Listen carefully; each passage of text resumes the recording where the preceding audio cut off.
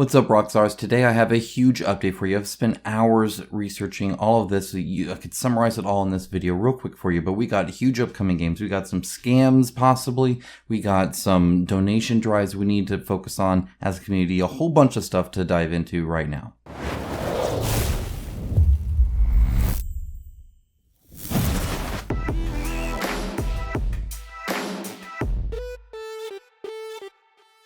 Thank you to my channel sponsor Into the AM. As a company that believes hard work and a great product is a proper way to conduct business, I am delighted to have them as part of the channel. They have some of the coolest graphic t-shirts around and an absolute best fit and feel that has continually exceeded my expectations. With new shirts arriving all the time and other products like boxers, hats, and even a monthly shirt club, I wholeheartedly recommend them to you. Check out the link in my description of this video for an exclusive 10% off everything they sell. Not to dilly-dally around, let's go ahead and dive in. The first thing I want to start this video off with is this GoFundMe page for Christopher Gabrielson. If you didn't know, he was the creator of the Company of Heroes board game and kind of ran that and the company that did that. And tragically, he's no longer with us, back from like Essen Spiel. So this is for his family to kind of help with the cost and everything like that. As a board game designer and a owner of the company and all that kind of stuff, you don't really look into a whole bunch of insurance stuff, so they're kind of stuck with a bill. I think we can do a lot better than $3,554 that they've raised. So please, there's a link down in the description below to everything I'm going to be mentioning here, but the very first link you're going to see is to this GoFundMe. Please go ahead and follow that and show them what a great community I think that we have in the board gaming space, especially around the Kickstarter stuff. I mean, we're all in this together. We're in a big kind of, and when I say that, I mean like we go through a lot of struggles together when it comes to, bad backings or, delayed campaigns and all that stuff. And I just feel like we need to kind of take care of our own, if that makes sense. So, yeah, and a devastating time for them. Hopefully, the last thing they need to worry about is finances.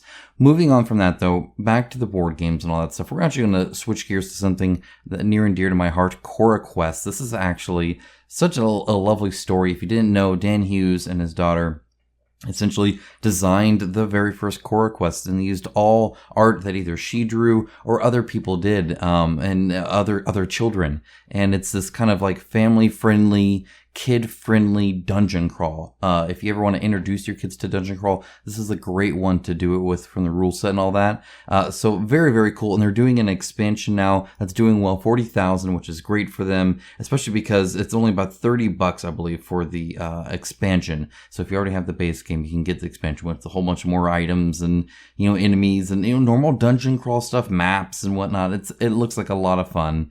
The art style is adorable. I really love the style that they've done, a mix between the children's art and then their actual artist that kind of unifies it and pretties it up a little bit and stuff like that. It's great stuff. It's super cool. So feel free to check this out. If you got young kids, this is something you probably want to look into, and they should have a blast with it. And knowing that a dad and his daughter made it, I think helps sell that a lot. Also, I apologize for my voice. It's been this way the whole time. I have no idea why my voice has been this way all day today.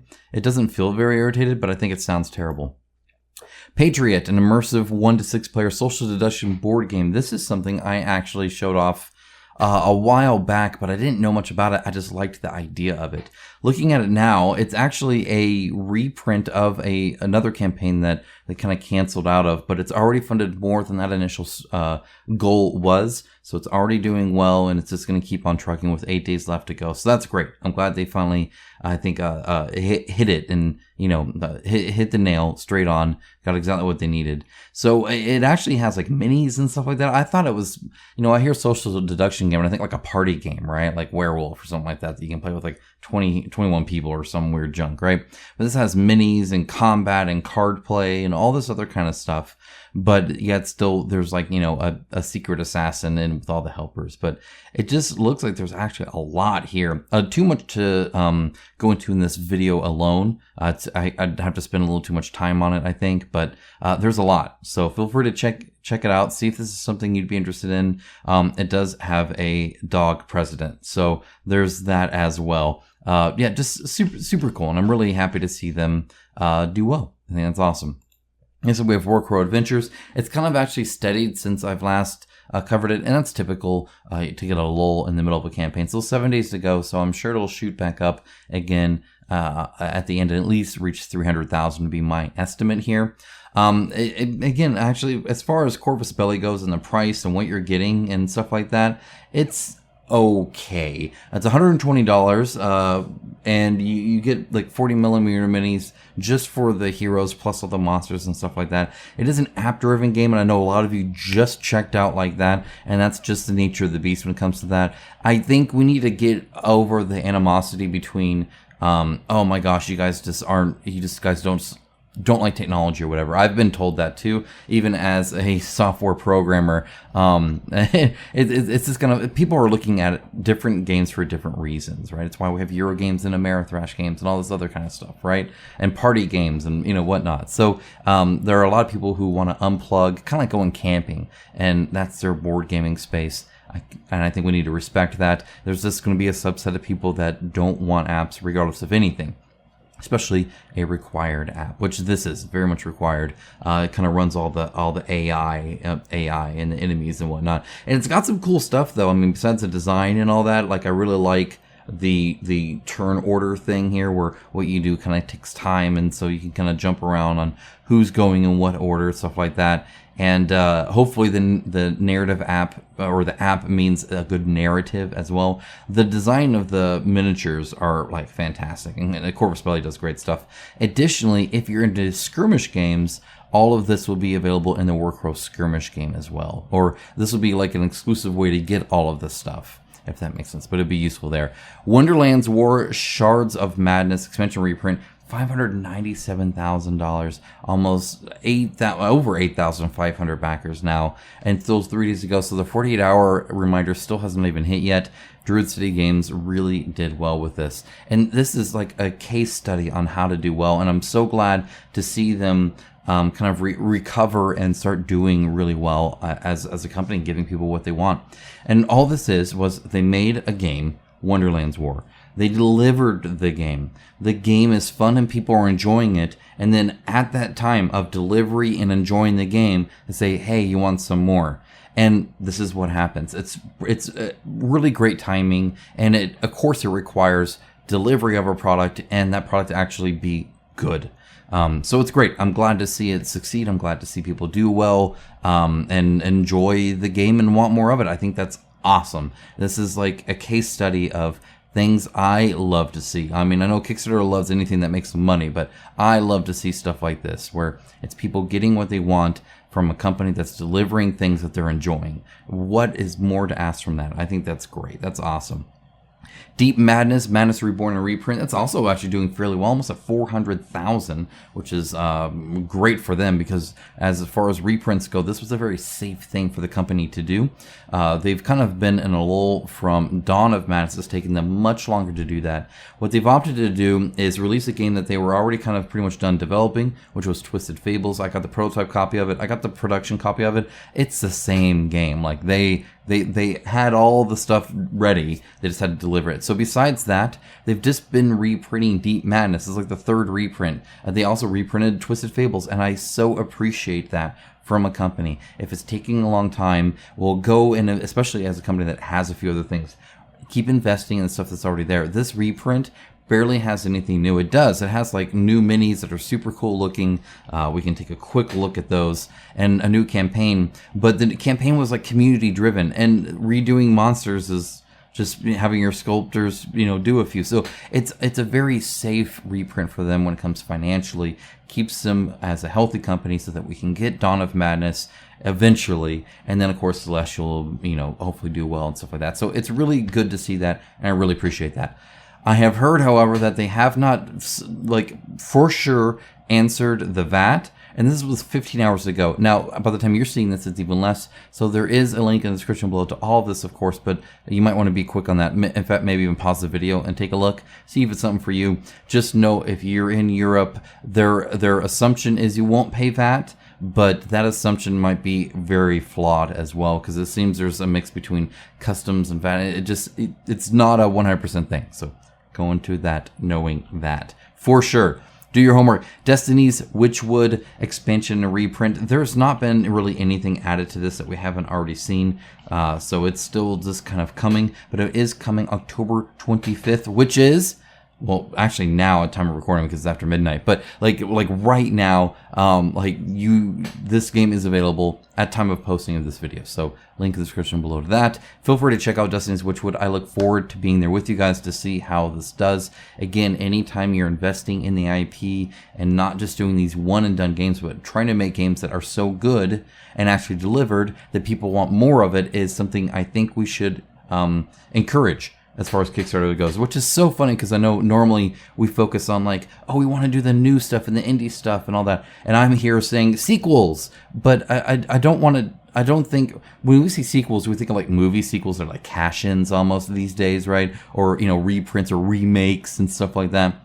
I don't think that's the case at all here. And Kickstarter fundamentally for years struggled with this, where I mean, like the dice tower laid into it heavy and a lot of people were upset at them, but in a lot of ways they were right when it came to early Kickstarter making games that just didn't matter. They would make it and they would deliver it and then people would stop playing it. They weren't that great. It was generic dungeon crawl stuff and you never heard anybody talking about the game a year later. Right? It was always just at development. So to see companies really trying to make good games that people are enjoying and wanting more of, to spend more on, I think is something we should encourage. It's something I encourage at least. And it's safer for companies. And as far as I'm concerned, after COVID, I want some safety. For the love of God, please. So I think that's great. Okay, now this is cool. This is Mutant Zone Wars. There are already 1,265 followers, and I expect to see that grow. If you can't see that, that is a duck with a crossbow. So that's a thing. I think it's awesome. It's like Darkwing Duck gone rogue.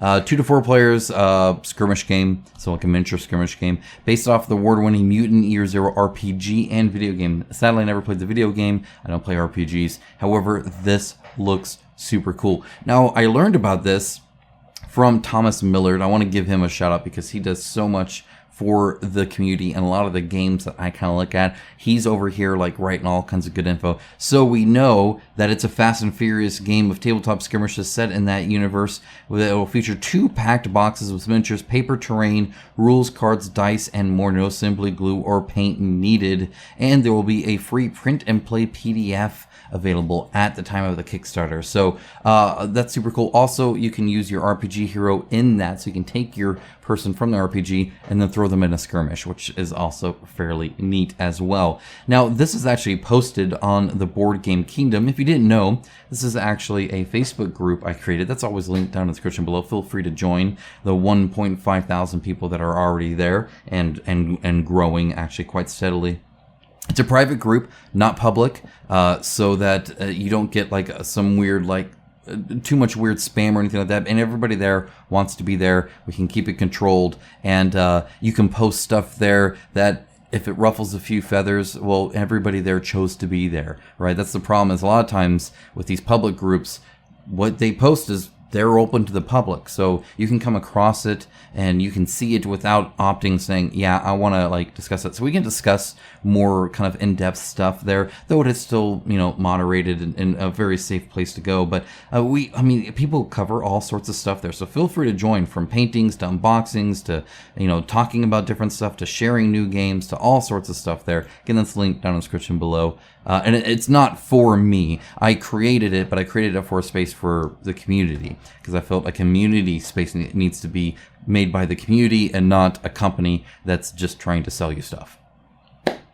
Mysthea and Icaion solo expansions. Guys, name your game something dumb me can pronounce, please. Dear Lord. This is actually super cool. It's super cool. I knew this sounded from, I'm like, this seems familiar. I'm like, Tabula Games, I've heard of that before. And I'm looking at the art, I'm like, this art's pretty cool. And I saw this and I'm like, what is this? Looks freaking sweet. And so this, I'm like, wait. Do you guys remember me covering this like way back when, like years ago? Like, this is a game I covered years ago. And yeah, it delivered, and they're making more of it, and I think that's cool. Very unique setting, very unique design, very interesting art and minis, and I mean, like, look at this stuff. Like, what the heck is that? What the heck is that? Just some crazy wild stuff going on in here. I mean, it's wild. So yeah, they're making a solo expansion to both of these games, where you can obviously get the game as well. And the solo expansion is by I know you guys love them. I think it's towards the bottom here. David Turksy. So yeah, he's doing the solo mode for this kind of stuff. Not just him, but him and it looks like John are working on it. So I think that's super cool to see. It's funny because I was just looking at this. I'm like, this is so different and unique and indie that like this is what crowdfunding's all about. And then sure enough, I scroll down. I scrolled past it now like twice. And I see Tom agrees with me, which is always great. It's always great when Tom and I align. It's like the stars aligning. This game feels different and unique. This is the kind of game I like to see. Different and unique. That is exactly the kind of stuff that I think we're wanting to see from Kickstarter, right? I'm not saying you can't try new cool things when I talk about like sequels and, you know, new expansions, stuff like this. But just like, I really appreciate seeing new things that might have a niche audience that isn't for everybody. I think that's awesome. So super cool to see that. And again, it was like a blast from the past from this. I was like, oh my gosh, I remember this. Okay, now this is actually going to be featured on the channel here soon. This is the Curse of Candelabria.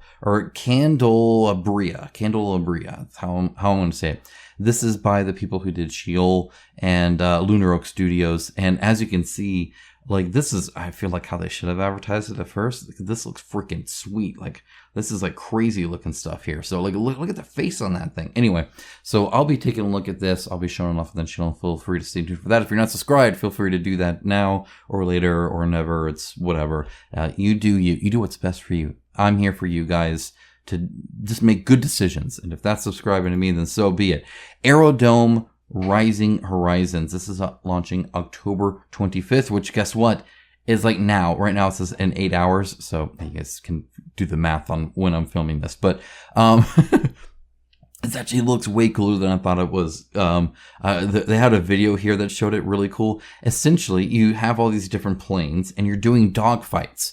But it's like X-Wing on I don't want to say on steroids, but more legitimate dog fighting kind of stuff. So you can do straight, rotate, turn, and Immelin, which is just like a forward and then U-turn, like a loop back, right? Or you can do rolls. When you do a shots, you actually do it through dice and you're hitting on like 5s and 6s, I think, typically. But you have a little kind of range on, you know, where you're hitting and where you can hit them. So you're literally moving around trying to fight each other. It's all card based and you're playing these cards.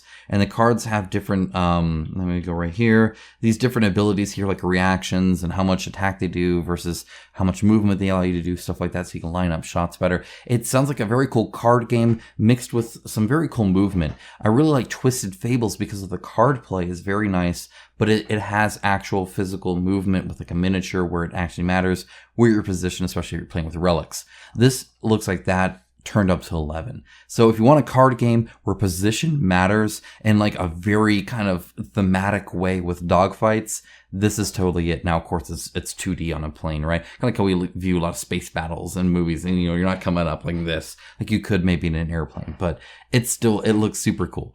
So I dig that. So there's a sign up page. I'll go and send that to you guys. Again, link down below. This is an interesting one.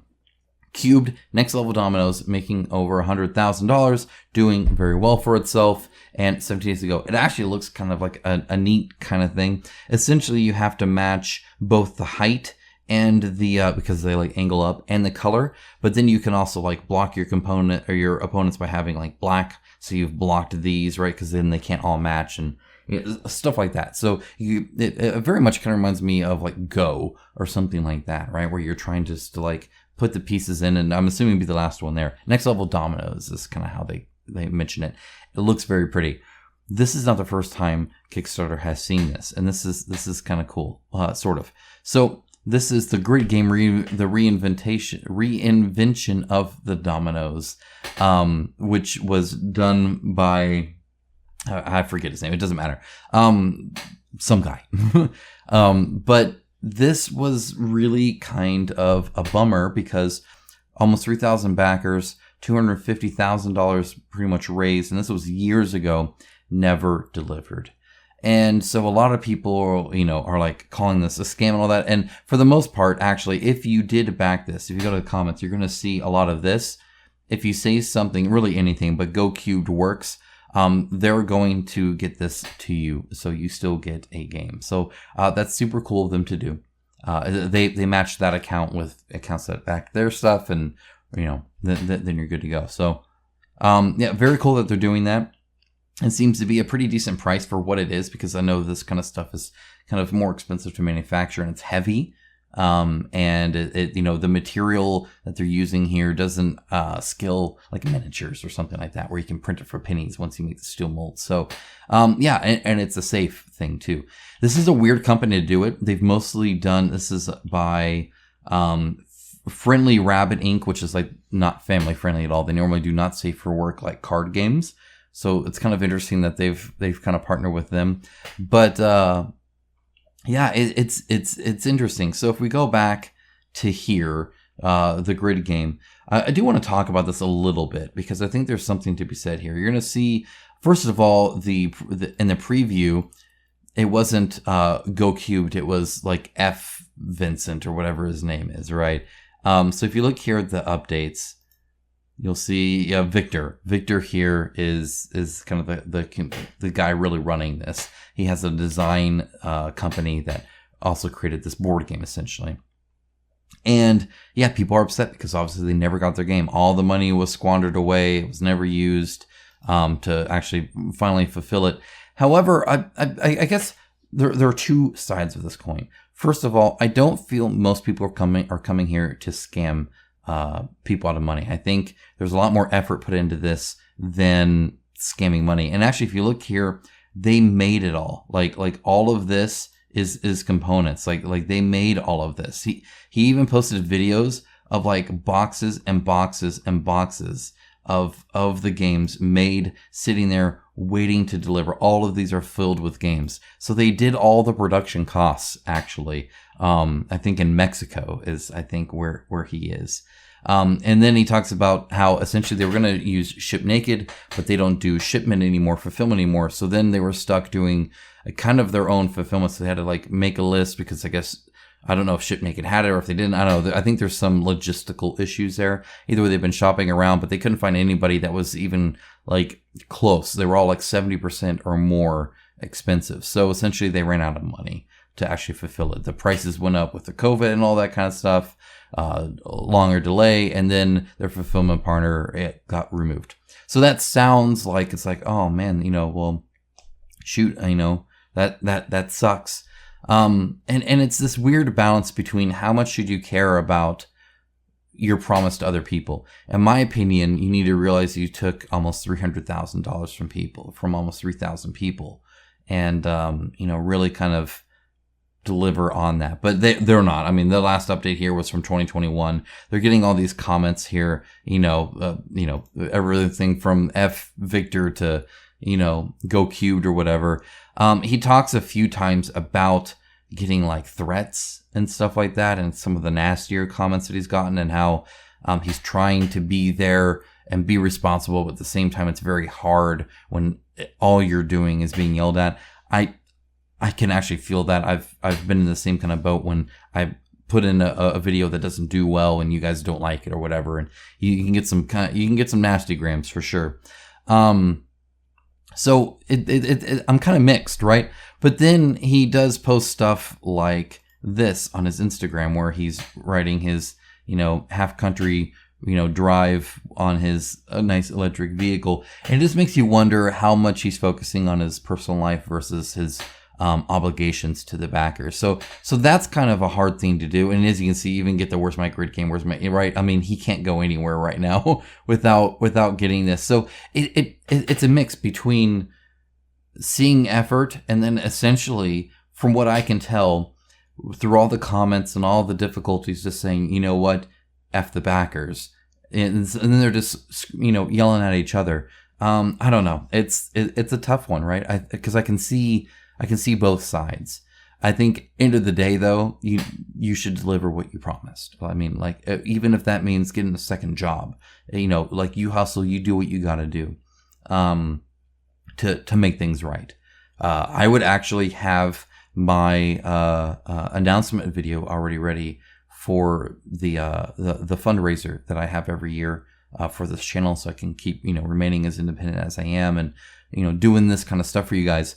And I haven't done that yet because there are still a few outstanding things there, and I'm not going to launch that until those are resolved. So I had a person respond that was really, really late, but I want to make sure they have a chance to get that. Promised my patrons a few things too. So, you know, I realize I'm late on that, but I'm not going to do the other one until that's resolved. I mean, that's just kind of the way you have to run these things, or you're just going to be lax on it, and that's not right either. So, yeah, I can understand real life. I can understand difficulties, but at the same time, you got to do what you got to do. Okay, moving on from that. Rivenstone, this is not new, but this is by Broken Anvil Miniatures, who are doing new things as well that are coming up. However, what I wanted to focus on here is the fact that if you go to their Patreon, where they do 3D printed terrain, this is not a 3D thing, calm down. If you scroll down here, you're seeing that they are going on pause. They're not doing this anymore. Now, that's locked away, so I can come here, and Patreon was nice enough to share some of the update here, most of the update here. But essentially, with them doing these board games and Kickstarters and stuff like that, they kind of are at capacity, need to stop the 3D printing stuff, which tells you a few things.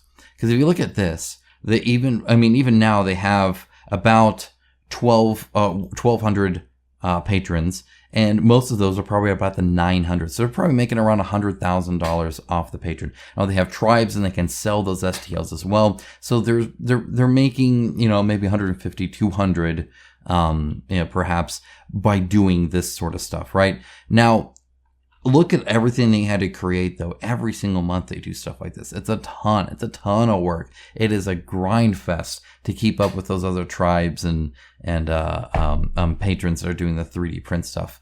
And so the profit there, and the ability to, you know, do the time they need on different things just isn't worth it. So they're going to pause that and do this. Will they ever come back to it? I don't know, honestly. If this is something that they are passionate about and can do well and are happy doing, nothing wrong with doing that. So they talk about updating different things, Patreon, My Manufacturing, Kickstarter, all being mutually exclusive. That is totally difficult. I come across the same kind of thing when people message me on email, or my old email, or Facebook, or a comment, or on Discord, or, you know, like, there's all these different ways to communicate. It can be kind of hard. But what I wanted to comment on was this part down here. There's also the wrinkle, finding our work being shared widely online by unauthorized sellers who unfairly profit from our team's hard work and undercut our legitimate merchants who have been so gracious to work with us as partners. Now, first of all, that happens physically as well. You can find tons of illegal Kingdom Death Monster minis for way cheaper on all sorts of websites, mostly from China, and it's everything from people that are just like taking it off, you know, like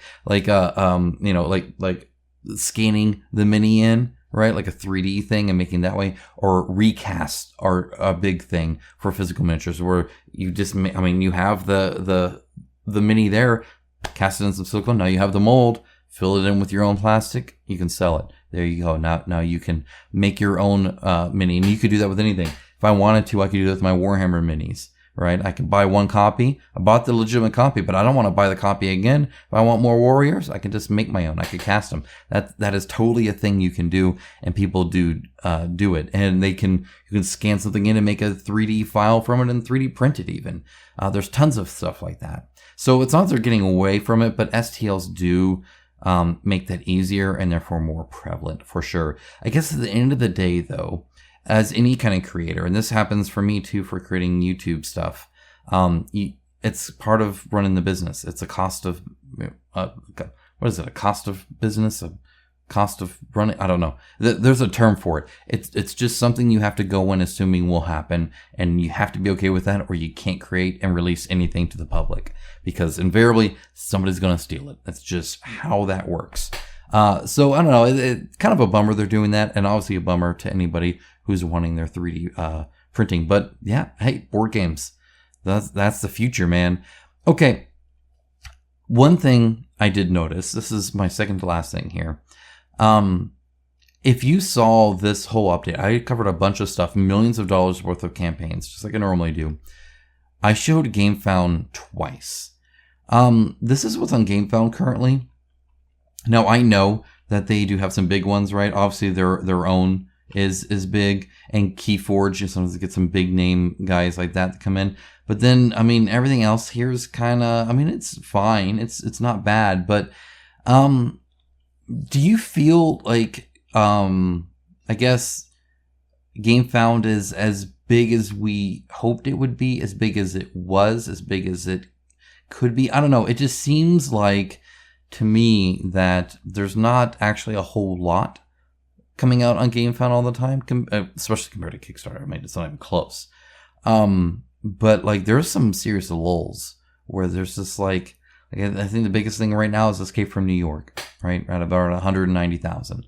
And I think that's literally the biggest thing they got going, which is like a low Kickstarter. So I don't know. Let me know your thoughts on Gamefound and the future of it. Do you think it is growing and increasing? In other words, my thought is it launches and then you should see every single month it growing bigger and bigger and bigger with more and, more money raised and all that. And ideally you're not seeing these kind of like dips, but I feel like we're getting like rises and then dips. And I'm wondering if that's almost leveling out as opposed to true growth. Now, obviously they could answer that, but I want to know your opinion on that. Is Gamefound something you see as still like a big player or a player that's going to be as big as Kickstarter? Or do you think it was just maybe big enough to spur on some change in development on Kickstarter? They just got a new CEO, by the way. Who knows what's going to change from that? But I don't know. It's not seeing the growth I was expecting or hoping to see for a true competitor, at least so far. So we'll see kind of where that's going from there. But just something I noticed.